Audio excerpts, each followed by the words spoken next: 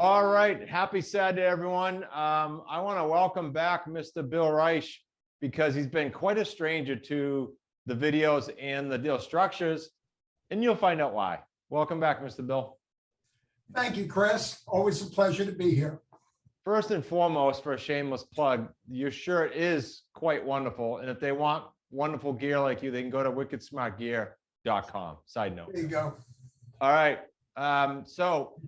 Bill, let me preempt some conversation here. So we had on a lot of my motivational Mondays, in fact, as recent as today filming, I talk about shit happens, pivots will come, challenges will come. I talk about how to deal with that. I talk about the fact that the community is wide open to that. Like, expect it. It's going to happen. It's how we deal with it. So in 2019, in our property side of our business, that wasn't a fun year for us. And it wasn't a fun year because in 2014, 15, I made some stupid decisions on buyers we put in houses, and then I paid for it in 19. So you, not coincidentally, had a similar situation in 20, correct? 2020 to go along with the coronavirus. Yes, correct. Yeah. But you can't blame the virus because it was all because of you a couple of years before that. Like, absolutely. All right. I tried, but it didn't. Nobody was listening. Yep, I agree. All right, so let's talk about, I think we have two homes you want to talk about. You pick which one first. I think we should pick the one that closed out about 2 weeks ago. That was pretty high. Was that Ewing? Yeah, that was Ewing. All right, so let's talk about when did Ewing start, roughly, as you got under contract originally type thing. I originally got it under contract late 2017. It was one of my first deals, actually. I think it was number 3. Oh, wow. Okay, this is even better. So 2017, you put a tenant buyer in there. And when did shit start to happen, or not happen, I should say? Almost immediately. I had a tenant who showed me all the paperwork and documentation that he had about $60,000 coming in from the IRS and this, that. None of it ever appeared. So I took him on board, taking too small a down payment. I was uncomfortable with it at the beginning, but I said, hey, this is a great guy. He's not going to screw me. I was wrong. He stopped paying. He then stopped paying rent. Long story short, he moved to California. I had to come out of pocket. I think it was 5 or 6 months. At over $4,000 a month was the mortgage payment. So I got hammered on that deal. All right, so let me stop you. Let me stop you there. So a couple of things I don't want to forget, and I will. So the house price was roughly how much we sold it to this guy for? I think it was $699. Ballpark. Yeah, I'm just looking at ballparks. And then you said I'm sorry, it was higher. It was in the 7s. It was in the 7s. Let's just say 750 for sake of discussion. Yeah. So in today's world, we'd be looking for, unless there's some, circumstances that told us differently, but we'd be looking for somewhere between 5 and 7% up front for a house that big. Correct. What did you end up getting up front? Do you remember dollar-wise or percent-wise?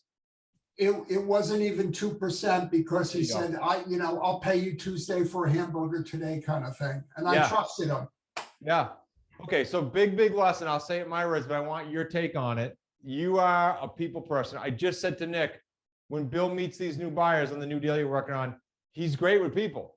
The challenge is you're great with people, and you tend to care a little bit too much and get emotionally involved. Was that about accurate with this guy? Yeah, I'm what you call an empath personality. So an empath, EMPATH. I have a lot of empathy for people, too much. I've learned the hard way not to be that way anymore. So unfortunately, unfortunately it's life, and you gotta treat it as a business deal. Okay, so big lesson, please, folks. We pre-qualify people as far as the mortgage side. Bill did all that. What he didn't do is get enough money down, because everything goes away when there's enough money down. Everything. Yep. You have enough to put aside for a headache. You have a buyer that's committed that kind of won't walk away, with very few exceptions. So that's a biggie. All right, across the board. We did that. So we'd have a property on our end, 2014, 15, and we'd be like, oh, we got to get this in. We want to stop paying on this. Even if we weren't stop paying, we get anxious to get that first deposit. Just a headache. You're better off being patient and waiting. Okay, so were there any other issues with the buyer that you should have caught? And if not, let's talk about some things that along the way you learned, and then we'll talk about the real math, because the math ended up being great, but it was painful. It was painful and it was questionable if it was going to turn out. It caused a lot of tossing and turning at night. And, you know, yeah, I would say it's the down payment. It's the quality, it's the size of the down payment. And, you know, the second part is when somebody doesn't pay rent by the 5th, you got to be all over them. And, you know, I'd say, oh, it's okay, just get it to me by the 15th, because that's when I have to pay the mortgage. And so those are two lessons I learned, that I'm very different today than I was 3.5 years ago. Okay, so would you agree that, and this is not an ego statement, but I'm saying the community is there for everyone, is what I want to say. And would you agree that if everybody doing deals in the community would just stop, run the deal by us, make sure, run the deal, the buyer by Nick, or run the deal by me, would they not be in better shape? Absolutely. Don't do what I do, which is I assume I can handle everything and I don't want to bother you because you're so busy. And, you know, we go back 4 years now. So that's the way I've been. I think I finally learned I reach out to you when I need it. And, you know, after 4, hey, I'm a slow learner. What can I tell you? Well, let's do the numbers, and then I don't want to forget. So you can remind me, it's like the blind leading the blind on that one. You can remind me to make sure I bring up our partnership now and how that evolved, because I think it's important for the community to know it's always a deal after a deal, and that includes our relationships as well. Sure. So let's talk about the numbers on Ewing. We'll just go really brief. This was this is a sandwich. It was a sandwich, and Sandwich the paydays, payday number 1, I collected about 10 grand from him. Oh, that hurts. It's not enough.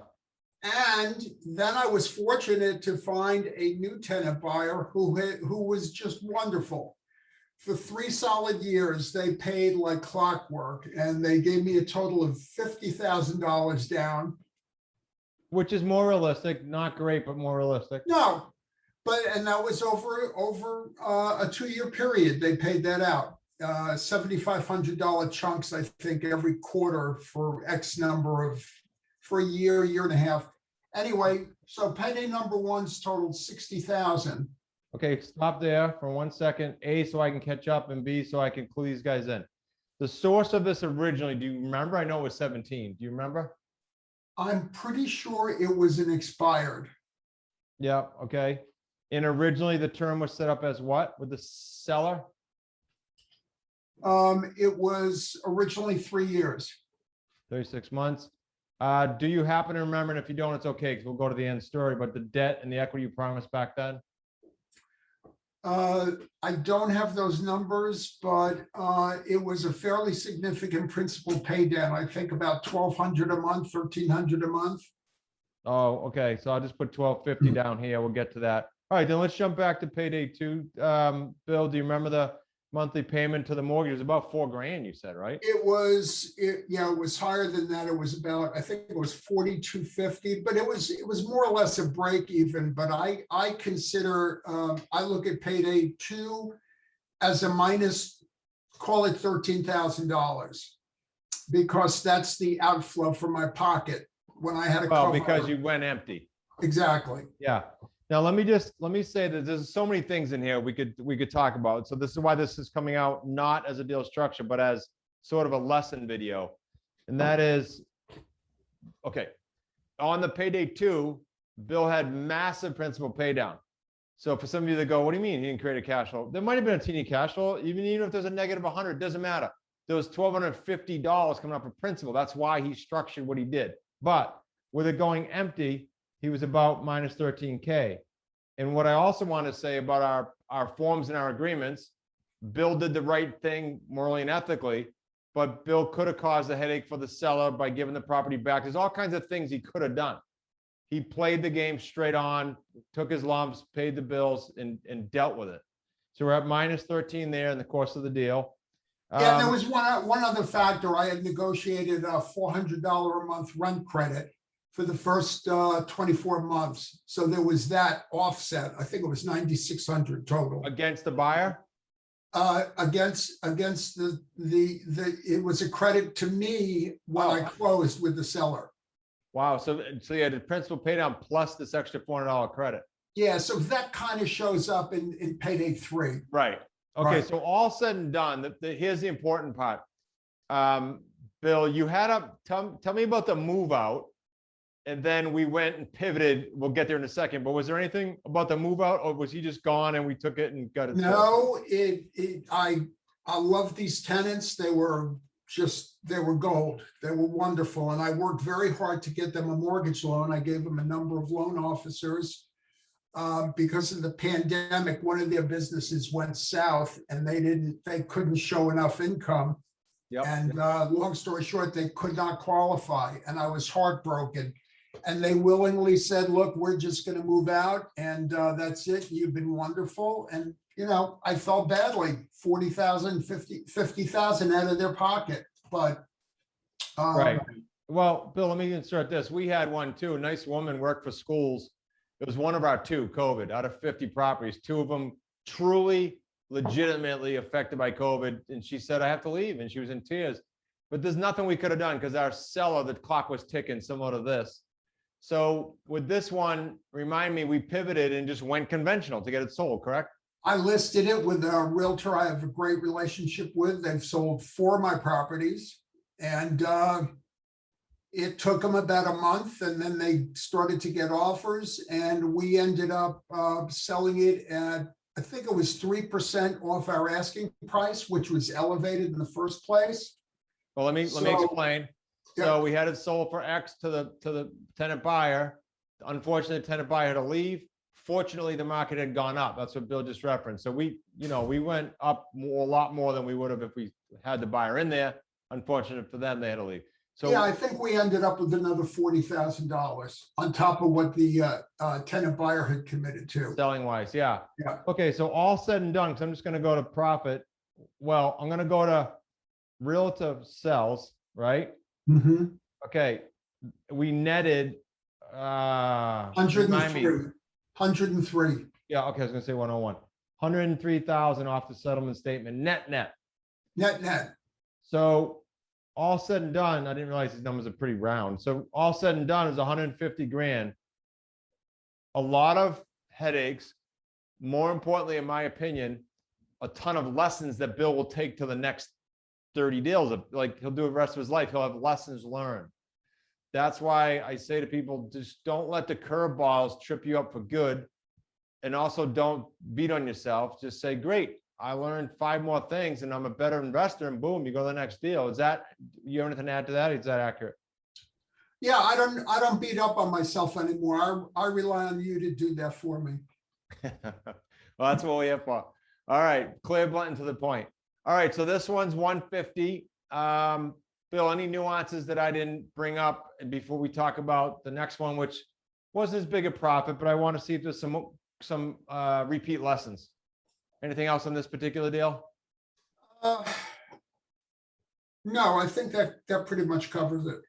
Okay, so I said that I would mention, and I will do it now. Okay, so if you're not familiar with the community, the associates do 10 deals, and then they do what we call cap out. They cap out because some don't want us in their life forever. Bill, tell me if my words are inaccurate, but you said to me at some point in our relationship, hey, you guys are like family. I don't want to like leave. So what do we want to do? Long story short, we structured a partnership whereby we own a portion of Bill's company. He owns the majority, but we do deals together still, as if there was nothing going on. So he capped out within our program, and now we just have a relationship, which is pretty cool to be doing that as a family company. And for him, did I portray that accurately? Very much so. Yep. It's been fun. So Zach and I have tinkered with doing this with other people, and I think that opportunity is going to come across the table. Now, please don't misunderstand if you're watching this, that because I get 10 emails a week saying, I don't want to go through your program, but I'll throw deals and we can partner them. That's not what I'm talking about. Bill is seasoned now, has gone through a lot of growth with us. Together, we've grown as a relationship and a partnership. That's different. Not, hey, I'm going to throw some deals your way, because there's a lot of upfront work done in these deals. and Bill happened to go through all the courses and to do all that. And that's why he deserved, or we all deserved, to be in partnerships together. All right, Bill, you had another headache. Let's talk about one more. I don't want to like bring back all your headaches, but let's bring back one more headache. I forget the address, but it was one we also recently closed out conventionally, I think. Was it also a sandwich? That was a really small deal. And frankly, it was a nice gesture on the seller's part, with whom I had a very good relationship. My agreement was up with them. 3-year term was up end of June. And the tenant buyer wasn't going to be able to qualify, but he got his father-in-law to step in. So we assigned his agreement to his father-in-law, and his father-in-law closed. They could have easily waited until July and not paid me a dime, but I worked out a deal with the seller where essentially I got, I think it was $30,000 altogether. Excuse me, it was 20, throw the kid a bone, give him 20 grand. And I collected $10,000 from the tenant buyer way back when. So, it was about a $30,000 deal. It wasn't that much of a headache. The seller was a little bit of a pain to deal with over the 3 years, but everybody came out happy. Make sure you send them the link to this video too, so they hear you say that. We could. Anyway, you could have lost the deal. We didn't give an address, so it's okay. I know. You could have lost the deal, right? You could have made a measly 10 and then had a pissed off buyer and seller, but instead you're fairly happy. The buyer and seller are happy. You got a relationship. Yeah. All right, Bill. So let's talk about this one. And I only know the tail end because it's closing in like 2 weeks. But this originally was what kind of deal? Sandwich also? This was also a sandwich. This was also an expired listing. It had been on the market for, I want to say 7 or 8 months. Okay. Term of the seller? It was 3 years. Okay. 36 months. Do you know the underlying debt number? Do you remember rather? Yeah, the underlying debt was about $430,000. Okay. You And promised how much cash? My deal with the seller was 127,000 above that number. Well, let me clarify for the viewer. We can't always assume that everybody's seen all these videos. In a sandwich lease, Bill went to them and said, regardless of what they were on for, he structured a deal that said you're getting 127 at the end of the term or before when I cash out my buyer, and I'm going to pay off your loan at the time. It won't be 430 any longer. So the seller has a fixed amount. Bill's equity grew over time. Now you sold it for how much? Well, actually, what originally would you sell it for if you have that? It was about, I want to say 699, maybe something like that. That's fine, because the better part of the story is later on. So what'd you collect originally from the first buyer? I only have one buyer in there the whole 3 years. His 2-year agreement was up. He begged me for an extension, and I really felt he was going to be able to get his stuff together within the next year, so I gave it to him. Although that pushed me right up to the end of my agreement with the seller, which was up June 30th. Okay, so this was the gentleman that I even talked to with you, right? And we tried to help him. Yeah. Correct. Okay, what did he pay us originally? He paid us over the term. It was a total of $40,000 as a down payment. 40,000. What was our monthly outgo to the seller's bank? $4,100 a month. 4,100. Bill likes the big monthlies. How much are we getting from him a month? 4,100. Okay, that's all right. We're going to get to the principal pay down in a minute because he went full term. This shouldn't be hard to figure out. So 557 to 699. What's that? 557, 699. 140 something grand. We marked it up. I'm just going to be general here. 145-ish. Principal pay down. Do you remember how much on that monthly payment for 3 years? I do remember it was rather large. It was like $1,500. Wow, what's 1,500 times 36 for the hell? That's ballpark, Chris. Huh? That's ballpark. But let's say no, it's okay. Do 14. I don't care. I'm just trying to give these guys a ballpark of what happened and then how we figured it out. That was about $54,000. Okay, 54, and then paid, the deposit, if he closed, was 40. So you would have had a cash out with that guy cashed the house out. You would have had a cash out of somewhere around, I don't know, 160 or so. Ballpark. If he cashed it out on that day. Yes. Um, There was also I had also negotiated a rent credit on that as well, that I was to get from the seller at closing. Okay. 500 a month times 36 months. So another 18 grand. Yep. Okay. So this guy leaves at the end. I remember the whole thing. We literally had phone calls with him trying to help him. And there was just clearly at the end, no way he was getting a mortgage in time. He finally came to reality. I think we had to give him a couple grand moving money. Am I right? And then he finally got out of there. Actually, I haven't told you this, but I actually gave him a little bit more. Okay, I don't want to know about it. I don't ever want to know about it. Okay, so we gave him some money to leave, and you gave him more money to leave. All right. So I'm sorry, partner. What did you say? all right, that was pre-partnership. Okay. Then We'll we got a talk later. realtor. We'll talk later. Then we got a realtor. Then we got a realtor. Okay.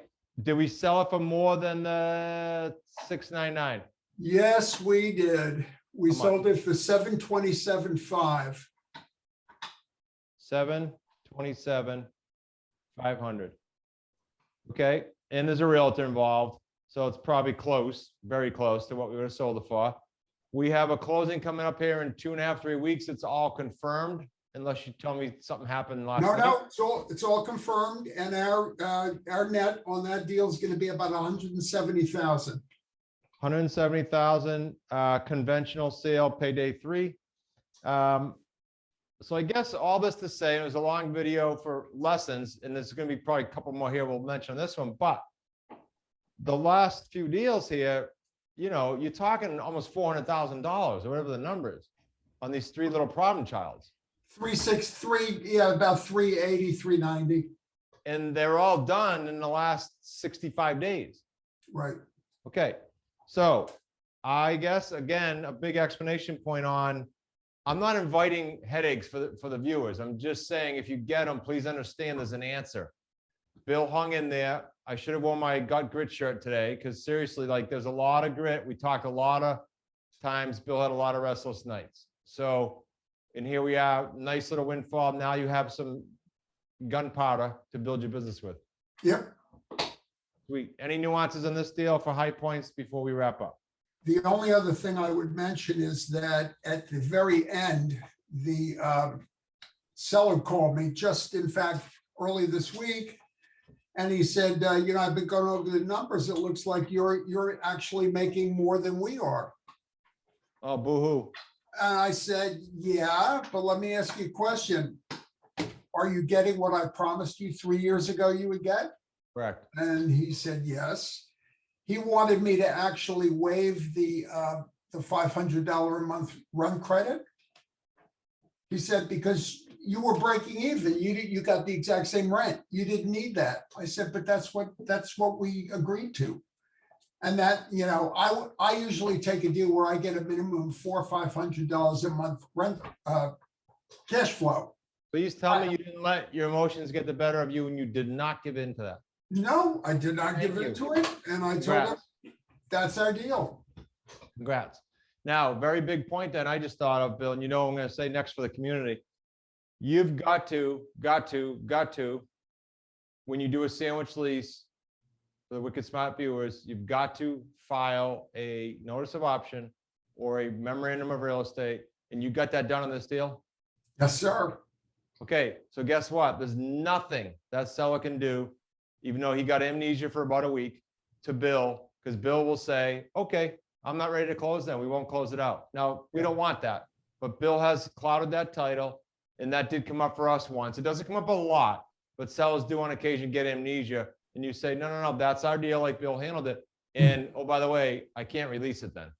Yeah. So they ain't selling it to anyone at any price. So great job. I know you smiled when I said that because you actually nailed it with that one.